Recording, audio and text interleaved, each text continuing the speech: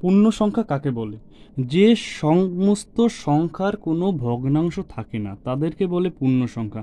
যেমন 1, -5, 12 ইত্যাদি পূর্ণ সংখ্যা। আর পূর্ণ সংখ্যার সংখ্যা অসীম। এখন দেখেন, শূন্য ছাড়া বাকি স্বাভাবিক সংখ্যাগুলোকে বলা হয় ধনাত্মক পূর্ণ সংখ্যা। প্রতিটি ধনাত্মক পূর্ণ সংখ্যার একটি করে ঋণাত্মক বিপরীত সংখ্যা পাওয়া যায়। আর এই ধনাত্মক পূর্ণ সংখ্যার আর বিপরীত ঋণাত্মক সংখ্যা যোগ দিলে যোগফল হবে 0।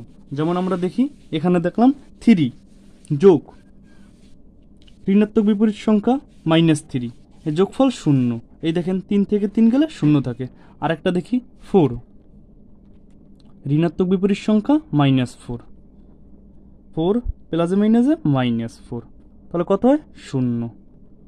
আরেকটি দেখি 5 প্লাস -5, ঋণাত্মক বিপরীত সংখ্যা, প্লাসে মাইনাসে -5, 5 থেকে 5 গেলে 0।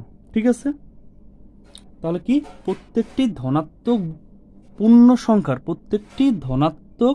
পূর্ণ সংখ্যার বিপরীত ঋণাত্মক সংখ্যা থাকে। ক্লাসটি ভালো লাগলে অবশ্যই সাবস্ক্রাইব করবেন। ধন্যবাদ।